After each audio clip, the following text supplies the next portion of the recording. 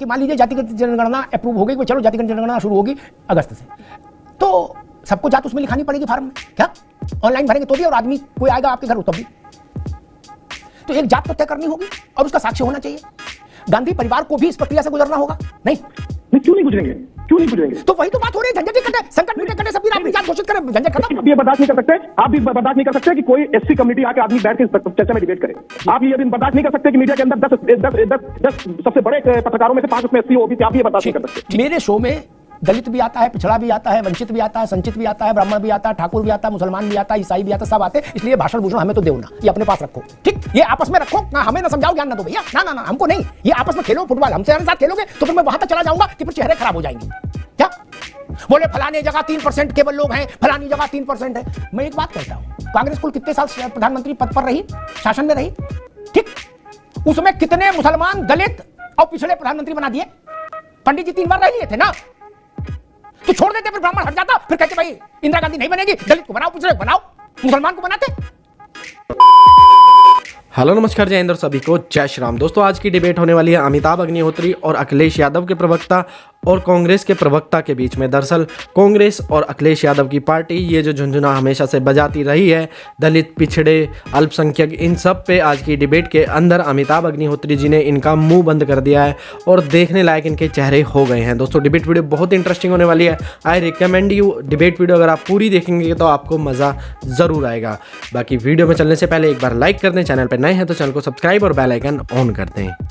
चलिए शुरू करते हैं। तमजीद अहमद साहब, मान लीजिए हाइपोथेटिकल कि मान लीजिए जातिगत जनगणना अप्रूव हो गई, चलो जातिगत जनगणना शुरू होगी अगस्त से या सितंबर से। एक उदाहरण देना, काल्पनिक बात, होगी नहीं होगी तो सरकार जाने, आप जानो। तो सबको जात उसमें लिखानी पड़ेगी फार्म में। क्या ऑनलाइन भरेंगे तो भी, और आदमी कोई आएगा आपके घर तब भी। तो एक जात तो तय करनी होगी और उसका साक्ष्य होना चाहिए। नहीं, गांधी परिवार को भी इस प्रक्रिया से गुजरना होगा। नहीं क्यों नहीं गुजरेंगे, क्यों नहीं गुजरेंगे? तो वही तो बात हो रही है, झंझट कटे, संकट मिटे कटे, सब भी अपनी जात घोषित करें, झंझट खत्म, कोई नहीं पूछेगा फिर। नहीं तो अमिताभ जी देखिए दिक्कत क्या है जी। परेशानी ये है कि जब तक भारतीय जनता पार्टी को, जब तक राम बिधुड़ी जैसे लोगों की भाषा जो है उसी को ये गाली मानते हैं। जो संसद भवन में जो गाली उन्होंने वाकई बक्की थी, उसी को ये गाली मानते हैं भारतीय जनता पार्टी वाले। वो भी विचार भाजपा का ही था, वो भी आरएसएस का विचार था, उसकी भी सराहना भारतीय जनता पार्टी ने की थी और बाद में बाकायदा उनको एक पोजीशन अपग्रेड करके कहीं का प्रभारी बना दिया गया था। और ये भी भाषा अमिताभ ठाकुर की है, उसी चरित्र की भाषा है, बस ये है शब्दों का चयन दूसरा किया गया है। कौन कह रहा है? राहुल गांधी जी ने क्या कहा आप बताइए अमिताभ जी। आपने सुना होगा राहुल जी का बयान। उन्होंने तो ये नहीं कहा कि मैं अपमानित हो गया, उन्होंने यही कहा कि जिसने भी ओबीसी, एसटी देश के 90% आबादी की आवाज उठाई, उसको गाली खानी पड़ी इस देश के अंदर। मैं भी उस गाली खाने को तैयार हूं और खाएंगे। अब आते हो आपको मैं जातीय जनगणना के सवाल पे। जातीय जनगणना तो हम लोग कह रहे हैं अमिताभ जी, जिस दिन हमारी सरकार आई, राहुल गांधी जी भी इस चीज को ये नहीं कह रहे हैं कि हम कर रहे हैं, हम फैसला नहीं कर रहे हैं, हम मांग कर रहे हैं सरकार से। सरकार मानी तो ठीक है, जब हम सरकार में आएंगे, सत्ता में आएंगे तो जातीय जनगणना कराएंगे। और क्या करेंगे आप सुनिए, ये जो 50% आरक्षण का दायरा है इसको तोड़ देंगे। अमिताभ अग्निहोत्री जी, सिर्फ ये अधिकार एक पर्टिकुलर सेक्शन को नहीं मिल सकता है। आप देश की मीडिया चैनल उठा के देख लीजिए, मीडिया हाउस उठा के देख लीजिए, 3% लोगों का रिप्रेजेंटेशन है उसमें, देश का 97% रिप्रेजेंटेशन उसमें से गायब है। ये बात समझ लीजिए अमिताभ जी। राहुल जी ने जब मीडिया कर्मियों से सवाल पूछा था, आप उसको गलत उसको मत लीजिए, एक न्याय की बात है। बात सुन लीजिए। राहुल जी ने जब ये सवाल पूछा था मीडिया कर्मियों से कमरे में, जब उनका प्रेस कॉन्फ्रेंस हुआ था, आप में से कितने एससी है, कितने ओबीसी है, कितने माइनॉरिटी है, कितने एसटी है? एक हाथ नहीं उठा अमिताभ जी। मुझे लगता है ठीक है, उनकी बात आ जाए दो जी। बात साहब सुन लीजिए, आपको तकलीफ होगी, आपकी तकलीफ होनी जायज भी है। आप भी ये बर्दाश्त नहीं कर सकते, आप भी बर्दाश्त नहीं कर सकते कि कोई एससी कम्युनिटी आके आदमी बैठ के चर्चा में डिबेट करे।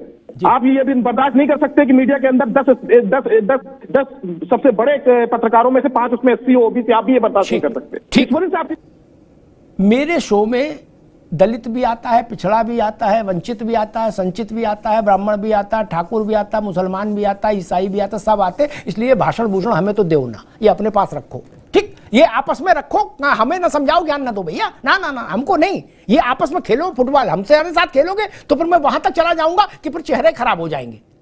क्या कांग्रेस बड़ी बड़ी बातें कर रही है कि 3% लोगों की भागीदारी बजट बनाया। अशोक यादव जी पहले आप ही सुन लो, आपकी नई रिश्तेदारी हुई है तो आप आजकल ज्यादा उत्साह में हो ना। तो आपको जरा एक तर्क मैं दे दूं, ठीक? बोले फलाने जगह 3% केवल लोग हैं, फलानी जगह 3% है। मैं एक बात कहता हूं, कांग्रेस कुल कितने साल प्रधानमंत्री पद पर रही, शासन में रही, ठीक? उसमें कितने मुसलमान, दलित और पिछड़े प्रधानमंत्री बना दिए? पंडित जी 3 बार रह लिए थे ना, तो छोड़ देते, फिर ब्राह्मण हट जाता, फिर कहते भाई इंदिरा गांधी नहीं बनेगी, दलित को बनाओ, पिछड़े को बनाओ, मुसलमान को बनाते, फिर राजीव गांधी भी हट जाते, नहीं हटे ना, और हटोगे राहुल गांधी पर भी नहीं मित्र, क्या? और समझा रहे हो पिछड़ा, ओबीसी, फलान। हिंदुस्तान में कितने % ब्राह्मण है? मैं ब्राह्मण होकर सवाल पूछ रहा हूं अशोक यादव, कितने % ब्राह्मण है कि जवाहरलाल जी, इंदिरा जी, राजीव गांधी? क्यों? कितने % ब्राह्मण है? आप तो परसेंट लेके, तराजू लेके चल रहे हो ना, कितना हम नाप के देखेंगे, तौल के देखेंगे, कितना ब्राह्मण है? क्यों भाई, बोलो ना अशोक यादव। देखिए अमिताभ जी, मेरे साथ तो घोर माठा नहीं चलेगा ना। मुझे इस बात का उत्तर चाहिए, कांग्रेस जो अब ये कह रहे हैं राहुल जी, और जो कांग्रेस के प्रवक्ता लोग कह रहे हैं, मित्र लोग, मैं सिर्फ इतना विनम्रता के साथ जानना चाहता हूं, हिंदुस्तान को रूल करने के लिए आपने 3 लोग दिए अपने परिवार से, ब्राह्मण। अब जिसे आप क्लेम करते हो, मैं इस बहस में भी नहीं पढ़ रहा कि आप ब्राह्मण हैं कि नहीं है, मैं उस बहस में नहीं पढ़ रहा, वो बाकी लोग जाने में, उस क्षेत्र ही में नहीं पढ़ता। लेकिन आप किसी अशोक यादव को भी प्रधानमंत्री बना सकते थे, तमजीद अहमद को बना सकते थे, मुसलमान को नहीं, और किसी जगजीवन राम को भी बना सकते थे, दलित को। तब समझ नहीं आई थी जात अशोक यादव, सारा ज्ञान अभी समझ आया। जगजीवन राम प्रधानमंत्री क्यों नहीं बने? कम समझदार नेता थे, छोटे नेता थे क्या? आप लोगों से छोटे नेता थे जगजीवन राम। देश की पहली मंत्री सरकार में मंत्री थे, केंद्रीय मंत्री। आपने उनको क्या दिया बताइए ना भैया? वीपी मौर्य को क्या दिया? रामधन को क्या दिया? प्रधानमंत्री की कुर्सी थी क्या?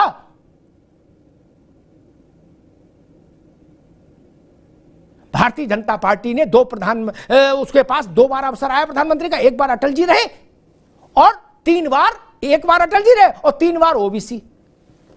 इसको सत्य को मिटा दें अशोक जी, हम आपको मिटा सकते हैं क्या?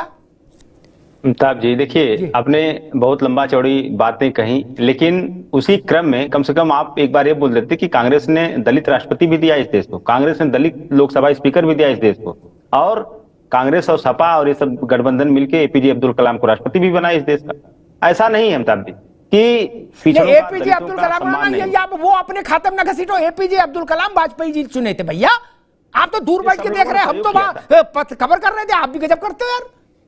ना ना ना ना ना, ये जबरन किसी की गाय अपने घर में मत खींचो। सहयोग किया था, सहयोग तो सब करते हैं, सहयोग नहीं करोगे तो कहां जाओगे जी? फिर कहां जाओगे? सहयोग तो करना ही पड़ता लोकतंत्र में मित्र, नहीं तो आपके पास ताकत हो, आप लड़ा लो उम्मीदवार जी। दूसरी बात देखिए, जब से योगी जी प्रदेश के मुख्यमंत्री हुए हैं, एक भी वाइस चांसलर पिछड़े दलित का बनाया क्या? पिछड़ों में केवल यादव नहीं, एक तथ्य। दूसरा तथ्य, दलित बड़ी आबादी है। तीसरा तथ्य, मुसलमान बड़ी आबादी है उत्तर प्रदेश में। क्या? 3 तथ्य मैंने रखे। पिछड़ों का मतलब केवल यादव नहीं, उसमें 3000 और जाति उपजाति हैं, और यादवों में भी घोसी और कमरिया है, अशोक भाई जानते हैं, और दलित और मुसलमान। क्या 4 बार चीफ मिनिस्टरशिप रही अशोक भाई आपके घर में, ठीक? 4 बार। धनीराम वर्मा बने क्या? आजम खान बने क्या? बता ही दीजिए ना, बने हो तो बता दीजिए। जिसका चेहरा लगा के अब आप फिर ये ना ये घोर माठा ना करो। अभी करें जिसकी जितनी संख्या भारी है उसकी उतनी हिस्सेदारी, बोले इसमें लेश मात्र संदेह नहीं है। अग्निहोत्री जी, मैं आपकी बात को सच मान के पूछ लिया, मुझे क्या पता कि बातें कहने की है, अंदर दूसरा खेल चलेगा। 17% मुसलमान है कि नहीं उत्तर प्रदेश में? आजम को क्यों नहीं बनाया 4 बार में? 1 बार आजम को भी लॉटरी लगनी चाहिए थी, नहीं लगी। धनीराम वर्मा क्यों नहीं लगी? छोटे नेता थे।